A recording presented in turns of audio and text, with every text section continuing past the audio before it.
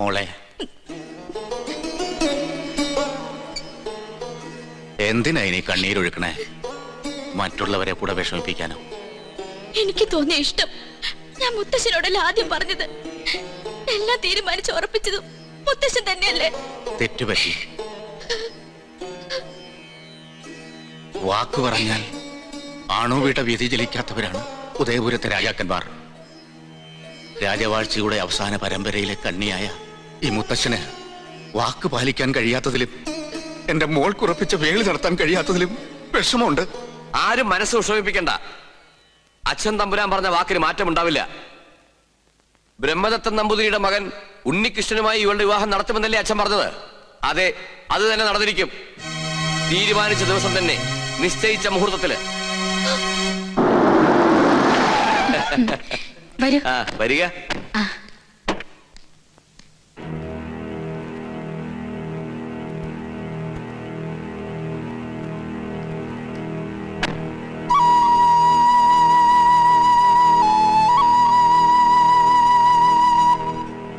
മോളെ, എല്ലാരും എത്തി. ഇനി ഞാനൊരു കാഴ്ച വസ്തുവായി നിന്ന് കൊടുക്കണം അല്ലേ മുത്തശ്ശ? നിൽക്കാം. ഒരു രാജപരമ്പരയുടെ തീരാ ദുഃഖം തീർക്കാൻ മണ്ഡപത്തിലും ഇരുന്ന് കൊടുക്കാം. പക്ഷെ ഈ ഗോപിക മോളുടെ മനസ്സ് മനസ്സിലാക്കാൻ മുത്തശ്ശന് പോലും കഴിഞ്ഞില്ലല്ലോ. അല്ല, ഇതാരാ? വരണം വരണം. അമ്മേ, അമ്മാവാ, ഇതാരാ വന്നിരിക്കാൻ നോക്കിയേ? വരിക. ഒന്നും തോന്നരുത് എന്റെ കുട്ടിയെ. അന്യജാതിക്കാരെ ആരെയും അകത്തേക്ക് കടത്താറില്ല.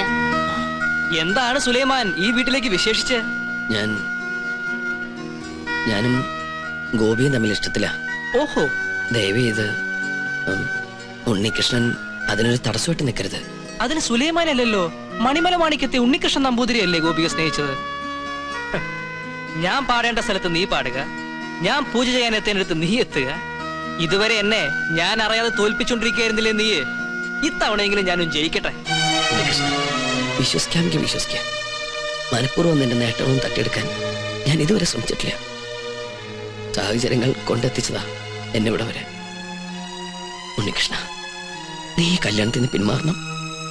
നിന്നോടിറങ്ങി പോവാനാ പറഞ്ഞത്, അല്ലെങ്കിൽ നാട്ടുകാരെ വിളിച്ചുകൂട്ടി തല്ലിക്കേണ്ടി വരും.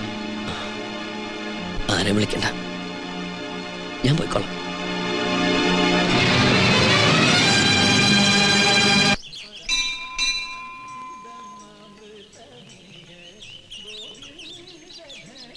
അച്ഛാ, ഓർക്കാൻ പറ്റാത്ത തെറ്റാ ഞാൻ ചെയ്തത്.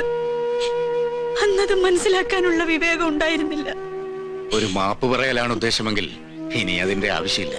മനസ്സുകൊണ്ട് പല പ്രാവശ്യം ഞാനത് ചെയ്തു കഴിഞ്ഞു.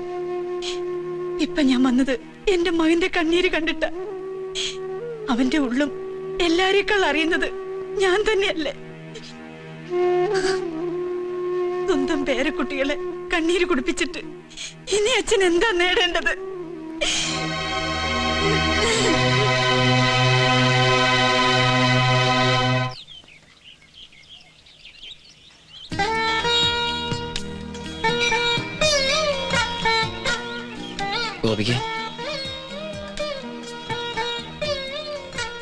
ഗോപിക സംസാരിച്ചതും പ്രവർത്തിച്ചതുമെല്ലാം സ്വന്തം ഇഷ്ടത്തോടെ അല്ലായിരുന്നു എന്ന് മനസ്സ് പറയണം. അതുകൊണ്ടാ ഒരിക്കൽ കൂടി തനിച്ച് കാണണമെന്ന് വിചാരിച്ചത്.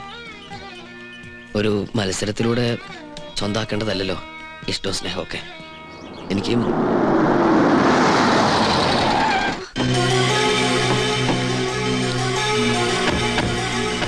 അപ്പൊ ഇതായിരുന്നു നിന്റെ ഉദ്ദേശം? ഇനി തന്നെ ഞാൻ വെറുതെ വിടില്ല.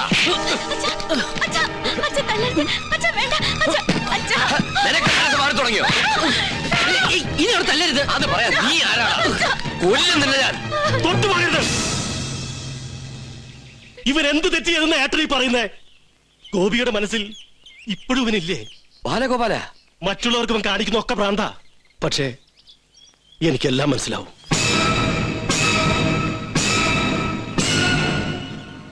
പരസ്പരം സ്നേഹിക്കുന്നവരെ ഒരുമിപ്പിക്കുന്നതിൽ കവിഞ്ഞ് മറ്റൊരു പുണ്യവും എനിക്ക് കിട്ടാനില്ലെന്ന് ഞാൻ മനസ്സിലാക്കി. നിനക്ക് ഗോപിയെ വിവാഹം കഴിക്കണം. ഞാൻ സഹായിക്കാം. അതിശയിക്കണ്ട. ജീവിതത്തിൽ ഒരു നല്ല കാര്യങ്ങളും ചെയ്യട്ടോ നിന്റെ അമ്മാവൻ.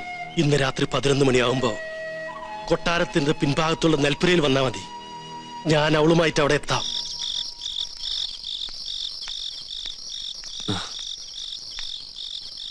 ഗോപിക വരൂ.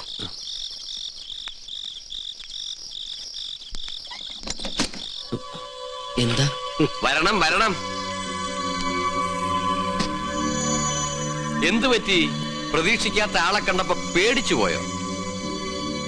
നീ എന്തോന്നാണ് ചക്ക എന്നെ കുറിച്ച് കരുതിയത്?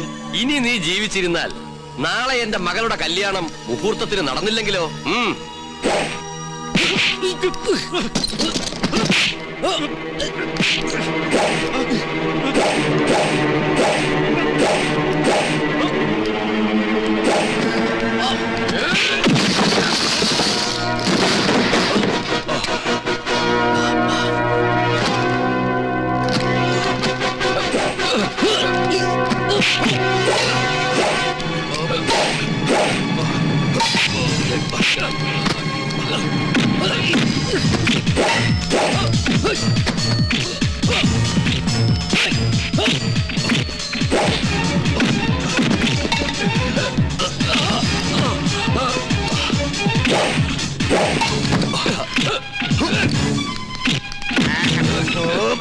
അനക്കിയവന്മാര് പോരാ, നിങ്ങൾ പോയി അടിച്ചോ.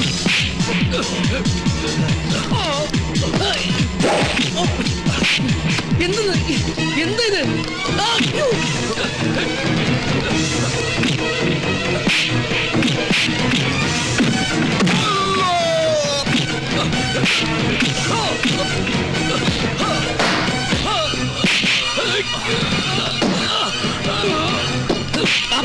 വേണ്ട, മാറ്.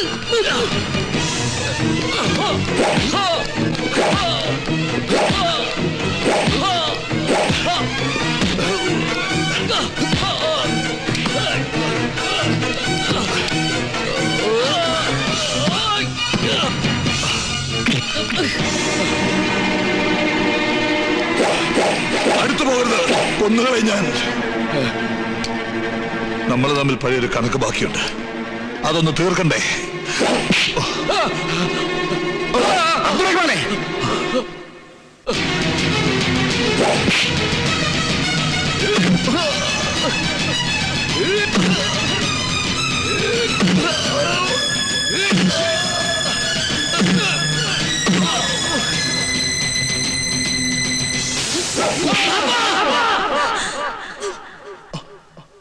എന്നെ അമ്മയെക്കാളും വലുതാണ് ബാപ്പയ്ക്ക് പ്രതികാരമെങ്കി കൊല്ല്.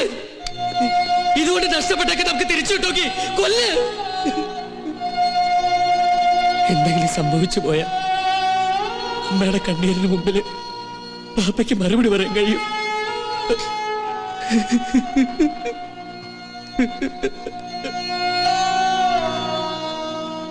ഉദയപുരം കൊട്ടാരത്തിലെ ഏതെങ്കിലും ഒരു ജീവൻ നിനക്ക് മതിയെങ്കിൽ ഈ വൃദ്ധൻ അതിന് തയ്യാറാണ്.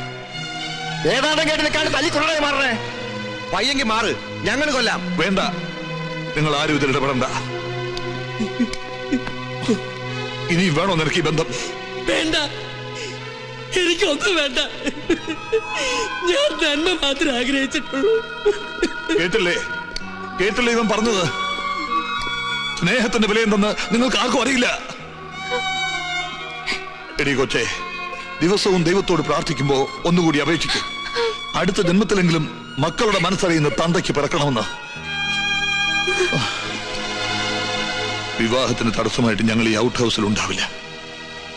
നാളെ മുഹൂർത്തത്തിന് മുമ്പേ ഞങ്ങൾ ഇവിടുന്ന് പോവാം. കല്യാണം മംഗളമായി നടക്കട്ടെ.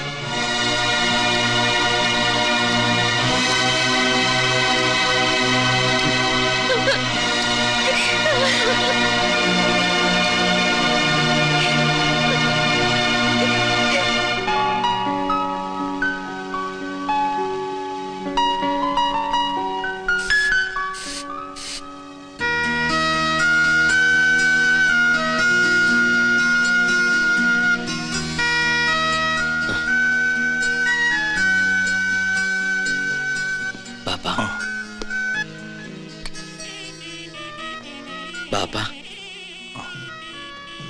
അനുവാദമില്ലാതൊരു കാര്യം ചെയ്യാ, എതിർക്കരുത്.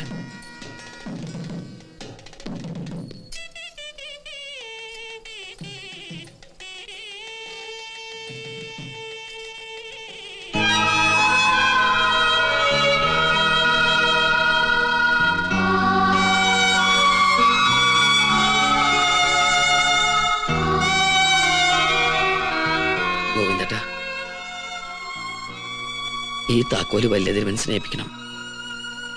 പിടിച്ചു വാങ്ങിയിട്ട് തിരികെ ദാനം തരുന്നതല്ല. ഈ കൊട്ടാരം പകുത്ത് മാറ്റിയിട്ട് അതിന്റെ യശസ് കളയരുന്ന മനസ്സ് പറയണം. ഈ കൊട്ടാരം ഇങ്ങനെ തന്നെ ഉണ്ടാവണം എന്നും. വരട്ടെ.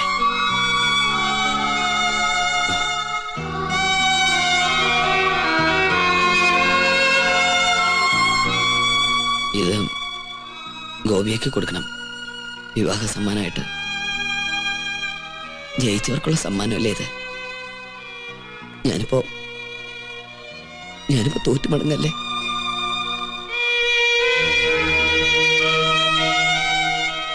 പരിശോട്ടാ, ഞാൻ ചെയ്ത തെറ്റുകളൊക്കെ പൊറുക്കണം. വിവേകമില്ലാത്ത കൂടപ്പിറപ്പ് കാട്ടിക്കൂട്ടി വികൃതികളായിട്ട് കരുതണം എല്ലാം.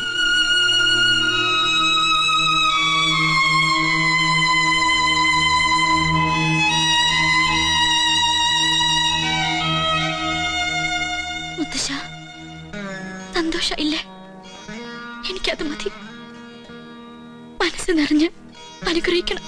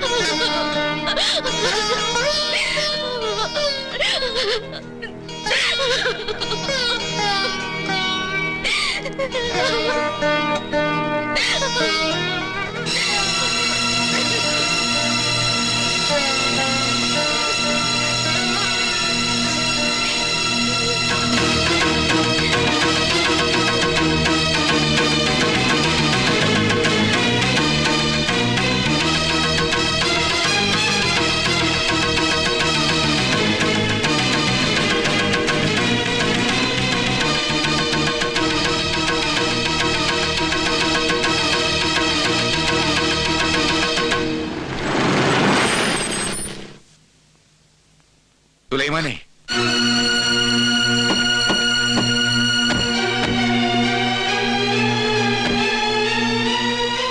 അബ്ദുറഹ്മാനെ, ഈ രണ്ട് കുട്ടികളുടെ മനസ്സ് വേദനിപ്പിച്ചിട്ടുള്ള ഒരു അന്തസ്സും ആഭിജാത്യവും അഭിമാനവും എനിക്ക് വേണ്ട.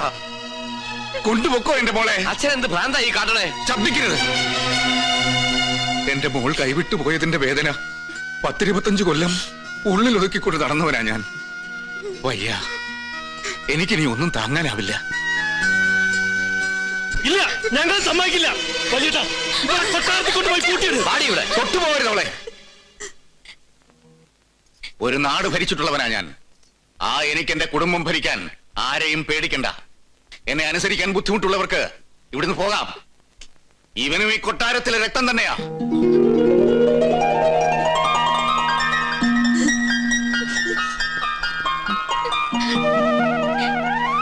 നിങ്ങളെ ആരും തടയില്ല.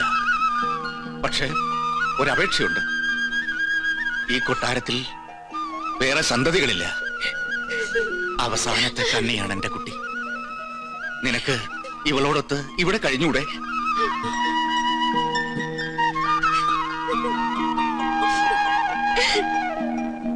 യുവരാജാവായിട്ട് വേണ്ട, സുൽത്താനായിട്ട് മതി. ഈ ഉദയപുരം കൊട്ടാരത്തിലെ സുൽത്താൻ. തിരുമനസേ, ഈ മംഗള മുഹൂർത്തത്തിലെങ്കിലും ആ സ്വർണ്ണ കിരീടം എടുത്ത് ശിരസിലും ചെങ്കോലെടുത്ത് കയ്യിലും കൊടുത്തൂടെ? അതൊന്ന് കൺകുളിർക്കെ കാണാനുള്ള ആർത്തി കൊണ്ടാണ് കേട്ടോ. മണ്ടൻ. ഓ എടോ, അതൊക്കെ മ്യൂസിയത്തിലേക്ക് കൊണ്ടുപോയിട്ട് കാലം എത്ര മ്യൂസിയത്തിലോ? അവിടുന്ന് ഒരു കത്ത് തന്നിരുന്നെങ്കിൽ നോമത് എടുത്തോണ്ട് പോകായിരുന്നു. അല്ലെ, വരായിരുന്നു. കാണണമെങ്കിൽ ഇത്തിരി കഠിന നിഷ്ഠകളുണ്ട്. ഒരു വലിയ കാണുന്നില്ല. എന്നാ പിന്നെ ഇയാളോടൊന്ന് മാറിക്കാൻ. ശുഭകാര്യം നടക്കുകയല്ലേ, നിന്നോട്ടെ. സന്തോഷം.